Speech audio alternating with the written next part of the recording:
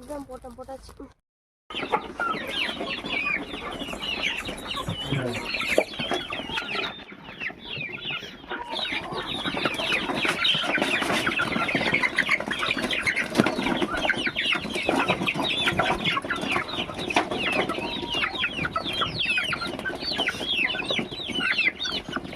Hello, இன்னைக்கு ஒரு weekend. நாங்கள் 4 பேரும் வயலுக்கு போயிட்டு ஒரு ஹாஃப் டே என்னெல்லாம் பண்ணுறோன்னு சொல்லிட்டு காமிக்கிறேன்.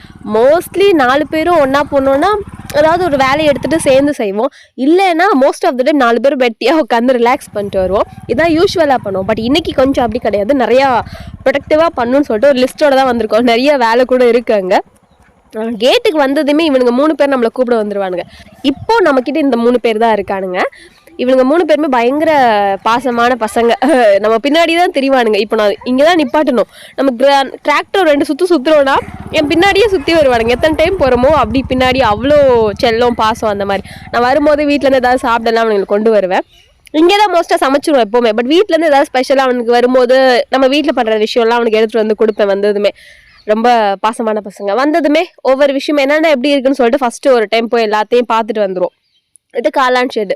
உள்ள மணல் கொட்டியிருந்தோம்ல, அங்கெல்லாம் புல்லெல்லாம் முளைக்க ஆரம்பிச்சிருச்சு. ஸ்டார்டிங்லேயே அதை பறிச்சிட்டோன்னா நமக்கு ரொம்ப ஈஸி, இல்லைனா கொஞ்சம் கஷ்டப்படுவோம். வந்ததுமே டேங்கை மாமா கவுந்துட்டு போயிட்டாங்க. அதுக்கப்புறம் நான் கொஞ்சம் என் கையெல்லாம் கிளன்ஸ் பண்ணிவிட்டு அங்கே இருக்க வைக்கிறெல்லாம் ஒரு டைம் காய போட்டாச்சு. இது காயிற டைமில் நம்ம பாக்கி இருக்க வேலையெல்லாம் சைமல்டேனியஸாக பண்ணிக்கலாம். அதுக்காக தான் இந்த மஷ்ரூம்க்கு ரொம்ப முக்கியமான விஷயம்னா நம்ம ரொம்ப க்ளீனாக இருக்கணுங்கிறது.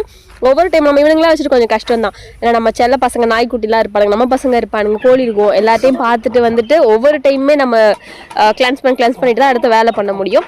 அப்படியே ஷெட்டுக்கு போயிட்டு இங்கே கோழியெல்லாம் ஒரு பார்வை பார்த்துட்டு வந்தாச்சு. அவனுங்கெல்லாம் நம்ம வர்றதுக்காக வெயிட்டிங். நம்ம இங்கே வரும்போதே நம்மன்னு சொல்ல முடியாது, அவனுங்களுக்கு என்ன அவ்வளோ பிடிக்குமான்னு தெரில.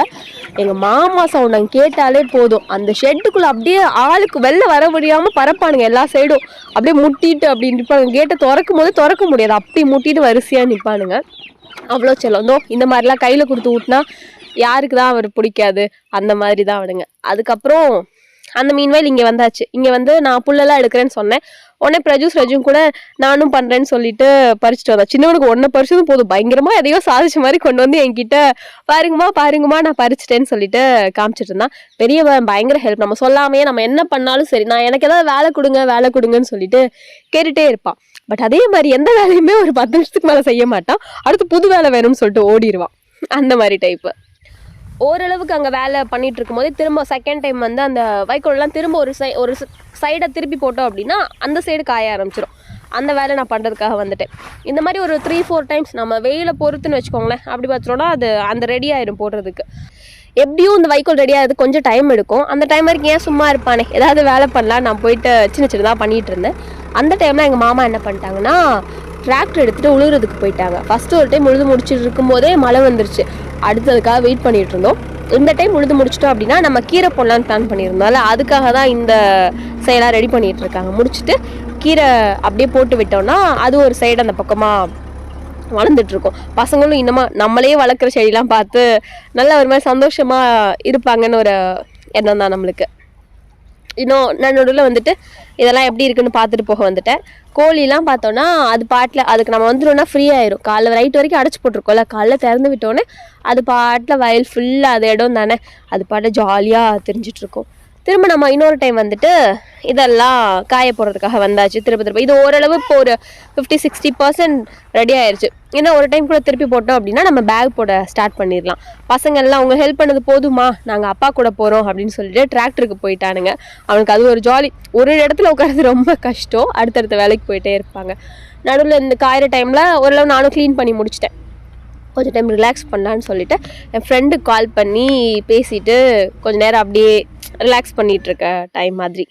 இவ்வளோ வேலை பண்ணிட்டோம்ல, அப்புறம் என்ன நம்மளுக்கு பசிக்கும்ல, ஸ்நாக்ஸ் டைம் வந்தாச்சு. ஆளுக்கு கொஞ்சம் ஸ்நாக்ஸ் எல்லாம் எடுத்து சாப்பிட்டு நம்ம சொன்னது நம்ம எங்கே போனாலும் இவனுங்க 3 பேர் நம்ம கூடயே வந்துடுவானுங்க. ஸோ அவங்களுக்கும் சாப்பிட ஸ்நாக்ஸ் எல்லாம் கொடுத்துட்டு நம்மளும் சாப்பிட்டு கொஞ்சம் நேரம் ரிலாக்ஸ் பண்ணிட்டு இருந்தோம். மாமா திரும்பவும் ஓகே நீ போய் வேலையை பார்க்குறப்பான்னு சொல்லிட்டு டிராக்டர் எடுத்துகிட்டு கிளம்பிட்டாங்க. மாமா கிளம்பிட்டாங்களே, நம்ம எப்படி வெட்டியாக உட்காந்துருக்குதுன்னு சொல்லிட்டு நாங்களும் அப்படியே கிளம்ப ஆரம்பிச்சு கொஞ்சம் நேரம் போய் டிராக்டரில் உட்காந்துட்டு நம்மளும் உழுகிறது கூடயே வேலை பார்க்கல. நம்ம வேலை பார்க்குறத வேடிக்கை பார்க்குற மாதிரி டிராக்டரில் உட்காந்துட்டு ரவுண்ட் அடிச்சுட்டு வந்துட்டு இருந்தோம். நம்ம வெட்டியாகவே இருக்க மாதிரி தான் இருக்கும். பட் நம்மளுக்கு சின்ன சின்ன வேலை நடுவில் நிறைய இருந்துகிட்டே இருக்கும். நடுவில் ஷெட்டுக்கு டைமுக்கு வந்து நம்ம ஃபாகர் ஆன் பண்ணி விடணும். ஏன்னா அதுக்கு எப்போவுமே நம்ம டெம்பரேச்சர் ஹியூமிடிட்டி மெயின்டைன் பண்ணிகிட்டே இருக்கணும். அதுதான் அது நல்லா வளர்கிறதுக்கு நம்மளுக்கு ரொம்ப ஹெல்ப்ஃபுல்லாக இருக்கும். இது ஃபர்ஸ்ட் போட்டு நல்லா மழை பெய்யுற மாதிரியே இருக்கும். நம்ம ஃபர்ஸ்ட் போகும்போது பயங்கர எக்ஸைட் ஆகி நானும் போய் நினைஞ்சேன். பட் அதுக்கப்புறம் நீங்கள் போய் நினச்சிக்கோங்கப்பா, நான் நின்று பார்க்குறேங்கிற டைம்.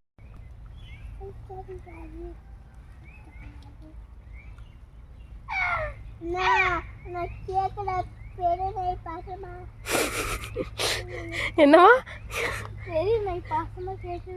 நீ குடுறா, அப்போ ஏன்டா அவன்கிட்ட சொல்ற? உன்கிட்ட கேட்டா குடுறா.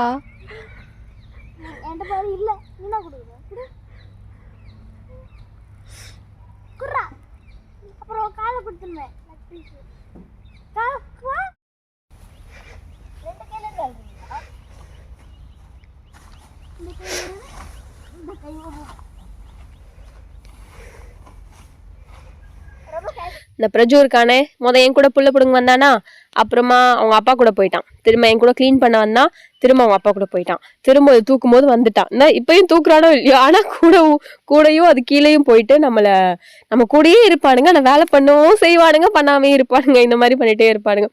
அங்கேயே நம்ம வேக போட்டுடலாம். பட் இருந்தாலும் அவங்க கொஞ்சம் வெயில் அடிச்சிடும். வெயில் உட்காந்தோன்னா கொஞ்சம் சீக்கிரம் வேலை பண்ணுற மாதிரி இருக்கும். இதுவே நம்ம நிழலுக்கு எடுத்துகிட்டு போய் தென்னை நிழலில் போய் போட்டோம் அப்படின்னா பொறுமையாக நிதானமாக அந்த வேலையெல்லாம் முடிச்சுட்டு பண்ணலாம். ஏன்னா வெயிலுக்கும் எனக்கும் சுத்தமாக ஆகாது. போனாலே அப்படியே தலையெல்லாம் வலிக்கிற ஒரு ஃபீல் வரும்.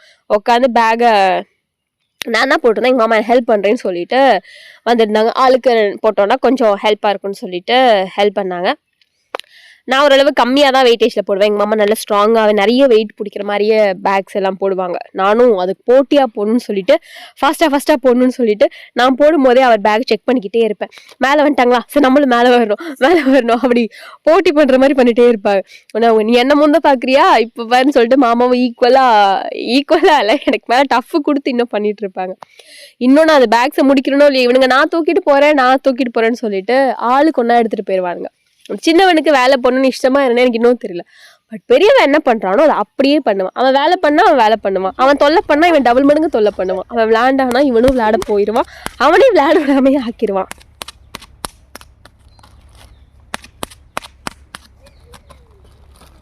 இது என்னமா வேலை? ஏதோ அனுபவிச்சு செய்யற மாதிரி இருக்குது. எனக்கு பிடிச்ச வேலையா இருக்கு இந்த வேலை. இதை பண்றதுலேயே எனக்கு பிடிச்ச வேலை இந்த வேலை தான். யார் மேல இருக்க கோவத்தை காட்டுற மாதிரி இருக்குது.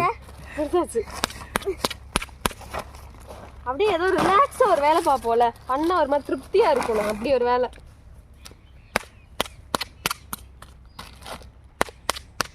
பின்னாடி கொண்ட டிசைனா இருக்கு. சம்மர் மாமா ஏற்குது. இதை போட்டனா அப்படியே எனக்கு பிடிச்சமான வேலையெல்லாம் முடிச்சுட்டு ஆளுக்கு ஒரு பேக் 2 பேக்காக எடுத்துட்டு ஷெட்டுக்கு போயாச்சு. ஷெட்டில் போயிட்டு எல்லா பேக்கையும் நம்ம வரிசையாக தொங்க விடணும்னா தொங்க போட்டு வர வரைக்கும் இந்த சின்னவை தூக்க முடியாது. ஆனால் தூக்கிட்டே நிற்பான். அட கீழே வயசாமி நான் போட்டதுக்கப்புறம் தரலான்னு சொன்னாலும் வச்சே இருப்பேன். அவங்க அப்பா போட்டுருவாங்க, ஆனால் கொடுக்க மாட்டான். எனக்காகவே வெயிட் பண்ணுவான். என்கிட்ட கொடுக்கணும். கொடுத்ததுக்கப்புறம் அவருக்கு ஏதோ சாதிச்ச மாதிரியான ஒரு ஃபீல் இருக்கும். பயங்கர சந்தோஷமா நிற்பான். பட் அவன் தூக்கி நிற்கும் போது சுப்பாவும் கஷ்டப்பட்டு நிற்கிறாங்கிற மாதிரி இருக்கும். ஆனால் கொடுக்கவும் மாட்டான். ஒரு டைம் நம்ம பேக்லாம் போட்டதுக்கப்புறம் யூஸ்வலாக நமக்கு டெய்லி ஒர்க் இருக்கும். எல்லா பேக்ஸையும் செக் பண்ணும். ஸோ ஃபர்ஸ்ட் உள்ள பேக் எப்படி கண்டிஷன் எப்படி மாறும் ஃபர்ஸ்ட் டைமில் நம்மளுக்கு தெரியாதுல்ல. ஒன்றா செக் பண்ணிகிட்டே இருக்கணும். இது எல்லாமே நம்ம ஸ்க்ராட்ச்லேருந்து தான் ஆரம்பிக்கிறோம். ஏன்னா நம்மளுக்கு எதுவுமே எக்ஸ்பீரியன்ஸ் கிடையாது. ஃபர்ஸ்ட் டைம் புதுசாக பண்ணலான்னு தான். மஷ்ரூம் சரி, கீரை சரி. ஆனால் நம்ம விவசாய ஃபேமிலியை சேர்ந்தவங்க தான். பட் நம்மளுக்கும் விவசாயம் கொஞ்சம் தள்ளி தான். நம்ம வீட்டிலலாம் பண்ணுவாங்க. நம்மளும் அதில் கொஞ்சம் இன்ட்ரெஸ்ட் காட்டலாமே, நம்ம பசங்களுக்கும் அதில் கொஞ்சம் இன்ட்ரெஸ்ட்டை கொண்டு வரணும். அந்த சாயில் டச் எப்போவுமே இருக்கணும் அப்படிங்கிற ஒரு ஃபீலில் தான் இது எல்லாமே ஆரம்பிக்கிறோம். பட் கோழி முட்டை நம்மளுக்கு முன்னாடியே இருந்துச்சு. அதாவது பிரஜு சின்ன வயசில் இருக்கும்போது சரி, ஸ்ரெஜு சின்ன வயசில் இருக்கும்போது இருந்துச்சு. அவனுக்கு விவரம் தெரிஞ்சு பெருசாக வரும்போது நம்ம கிட்ட இல்லை. ஸோ அவனுங்களும் அதை பார்க்கட்டும் தெரிஞ்சுக்கிட்டோம்னா இப்போ திரும்பவும் ஃபர்ஸ்ட்லேருந்து ஆரம்பிக்கிறோம். திரும்ப ஒரு டைம் ஃபாகரை போட்டு விட்டு மலைச்சாறு பொழிய விட்டு இவனுங்க எப்பவும் போல் அந்த ஃபர்ஸ்ட் டைம் கியூரியாசிட்டி போலேயே போய் ஆட்டம் போட்டுட்டு வந்துட்டாங்க. வீட்டுக்கு கிளம்புற டைம் ஆகும்போது திரும்ப கோழியெல்லாம் வந்து ஒரு டைம் நம்ம செல்லத்தெல்லாம் செக் பண்ணணும். அதுக்கு தண்ணி இருக்கா, சாப்பாடு இருக்கா, என்ன வேணும் அதெல்லாம் பார்த்துட்டு நான் வெளியே நின்று பார்ப்பேன். எங்கள் மாமா உள்ளே போய் ஒவ்வொன்றா பிடிச்சி கொஞ்சம் பார்த்துட்டு அப்புறம் வீட்டுக்கு கிளம்பிட வேண்டியதான்.